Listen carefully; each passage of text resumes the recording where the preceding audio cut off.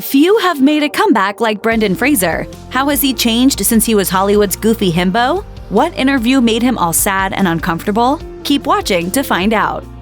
If you've seen Brendan Fraser's 90s work in films like George of the Jungle, Encino Man, and Airheads, then you'll know that there was something he was very, very good at: acting stupid and looking beautiful. Tragically, maintaining such a look for himself took an extreme toll on his body. Speaking to GQ, Fraser expressed how his himbo phase made him try too hard in a way that was destructive. He pushed himself to deliver terrific physical performances in his films, doing stunts and taking injuries, quote, for the good of everyone, except clearly himself. His body was in such bad shape that by 2008, he was having to build, quote, an exoskeleton for himself daily out of tape, ice, and downhill mountain biking pads, which could fit under his clothes. He subsequently spent 7 years in and out of the hospital, receiving surgeries to undo the damage inflicted from his career. This included a partial knee replacement, some spinal procedures, and even surgery to repair his vocal cords. Reflecting on this part of his career with GQ, Fraser compared himself to the horse from George Orwell's Animal Farm. He said that he would work and work and work for the good of the whole, and he did so until it nearly killed him. Fraser had been sent to Hollywood's glue factory, but thankfully for everyone, he managed to make his way back out, but not without some needless criticism. In the midst of his physical turmoil, tabloids and gossip blogs grew increasingly cruel about Fraser's changing appearance. Critics were horrified to discover that the once hunky star had succumbed to the everyday processes of aging and had lost his signature abs and luscious long hair. Meanwhile, the Daily Mail ran an entire news item about the star's figure and poked fun at Fraser looking, quote, substantially larger. The childish joke they led the piece with: who ate all the pies? Whether they realized it or not, they were truly kicking a man when he was down. After all, working out for rock-hard abs was likely and correctly low on Fraser's priority list as a man undergoing several surgeries. Fraser took the jabs in his stride during an interview with Parade, but it's hard to know whether he was speaking honestly or defensively on the topic. Claiming he consciously gained some extra pounds for the movie Resurgence to help him with physical comedy, Fraser suggested kids and adults alike got a kick out of it. He said, "They're like, haha, look, the guy who was really buff in all those action movies has gotten fat." Every fan of the actor can pinpoint Brendan Fraser's incredible star power, a charismatic man who can deftly skip between the divides of dramas and blockbusters. For much of his career, it was precisely these qualities that caused Hollywood executives to be unsure of what to do with him. In an Entertainment Weekly feature that suggested Fraser, quote, deserves some respect, an anonymous studio executive sharply mused, "His name on the marquee is a guarantee of mediocrity." This was an actor who was one of the main bankable leads of the 2004 Oscar-winning movie Crash. He also confirmed his acting skills opposite legit thespian Ian McKellen in the critically acclaimed indie hit Gods and Monsters. However, Fraser's decision to choose well-paid, popular gigs like the Mummy trilogy, George of the Jungle, and Journey to the Center of the Earth hurt his career and his ability to maintain any true acting kudos within the industry. Fraser's reason for choosing such films? Money. He told the magazine, "I was looking to start a family." In 2003, an incident took place that would play a strong hand in derailing Brendan Fraser's career. Speaking to GQ in 2018, the actor opened up about how Philip Burke, a former president of the Hollywood Foreign Press Association, touched Fraser inappropriately at a luncheon. Burke himself admitted to the incident in his 2014 memoir, but depicted it as a playful butt pinch. He said he thought it was a joke until Fraser's publicist threatened legal action against him for the episode. Fraser remembered it differently, recounting to GQ that he was overcome with panic and fear. He said, "Burke's left hand reaches around, grabs my ass cheek, and one of his fingers touches me, and he starts moving it around." Burke disputed the magazine's report as being a total fabrication, though Fraser claims that Burke's version of the story made the star feel ill and like he was going to cry. He further alleged that the HFPA said it would never allow Burke in a room with Fraser again, which Burke denied and the HFPA declined to comment on. The star has felt moved by the Me Too movement. He said that seeing women he considered his friends having the courage to speak out was something he didn't have the courage to do. He stated that he is, quote, still frightened. He explained, "Maybe I am overreacting, but I just know what my truth is." Adding to Fraser's worries were his concerns that the altercation may have caused the HFPA to blacklist him. The actor suggested to the magazine that he was rarely invited back to the Golden Globe Awards beyond 2003. He said, "I don't know if this curried disfavor with the group, but the silence was deafening." Philip Burke denied that the group had retaliated and suggested that Fraser's career declined through no fault of theirs. Regardless of what the truth of the matter was, there's no denying that 2003 marked the beginning of Fraser's steadily worsening career slump. He told GQ, "The phone does stop ringing in your career, and you start asking yourself why. There's many reasons, but was this one of them? I think it was." If you or anyone you know has been a victim of sexual assault, help is available. visit the Rape, Abuse, and Incest National Network website or contact RAIN's National Helpline at 1-800-656-HOPE. That's 1-800-656-4673.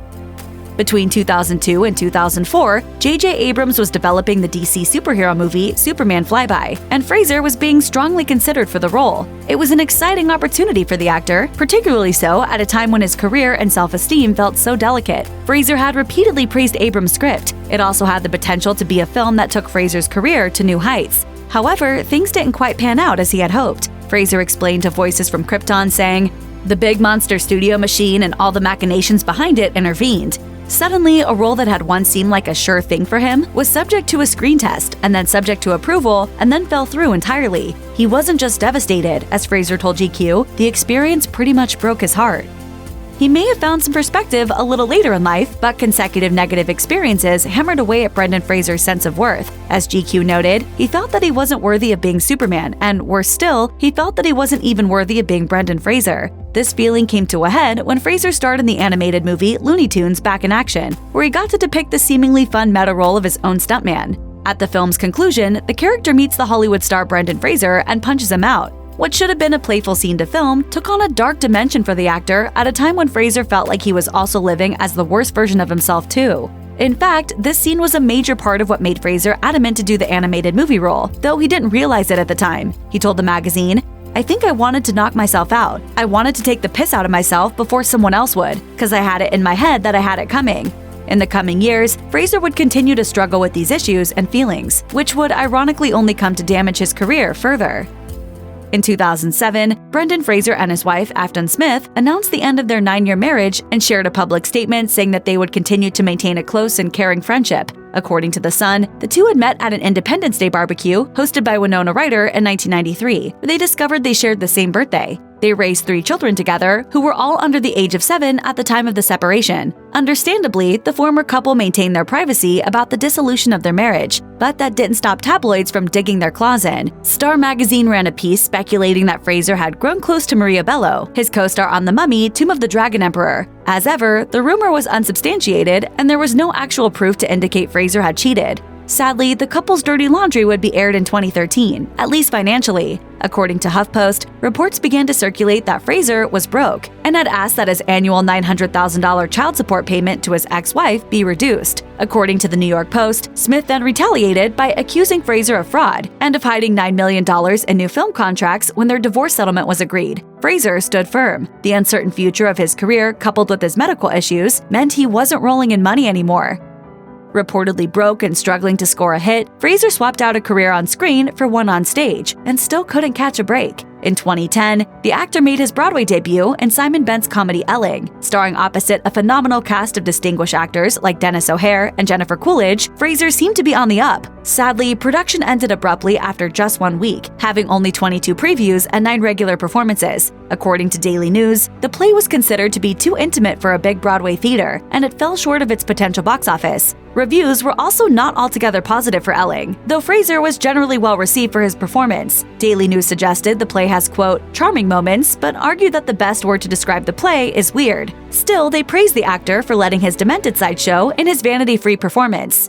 Meanwhile, The Hollywood Reporter commented, Fraser's paunchy, loose-limbed goofiness is endearing, but the choice to bellow every line wears thin. Even if it was an obvious part of his characterization in the strained comedy, it seems to be Fraser's role was just too much. He'd have to wait a little while longer, but Fraser's comeback was coming, and people would come to respect him as an actor. But would they finally understand him as a person?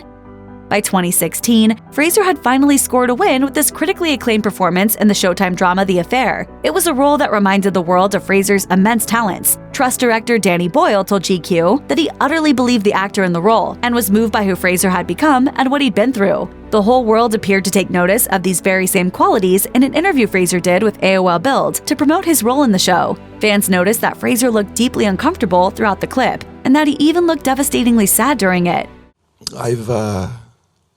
I've relented a bit in recent years. Something was wrong, and publications like The Blemish found themselves listing off the actor's decade-long struggles in a bid to figure out why. Thankfully, most people came to the same conclusion. Fraser seemed like a nice guy who'd been done badly by. However, the truth was more tragic than anyone could have imagined. Fraser told GQ that his mom had died of cancer just days earlier and that he was in mourning. He was also out of practice with interviews and certainly wasn't ready to do one in front of a studio audience. He said, "I wasn't quite sure what the format was, and I felt like, man, I got old. Damn, this is the way it's done now?" Fraser may be a bit rusty in interviews, but his talents are anything but so. Even if times have changed, we see they've changed him too, for the better. Hopefully he'll find better circumstances surrounding his career in the years to come.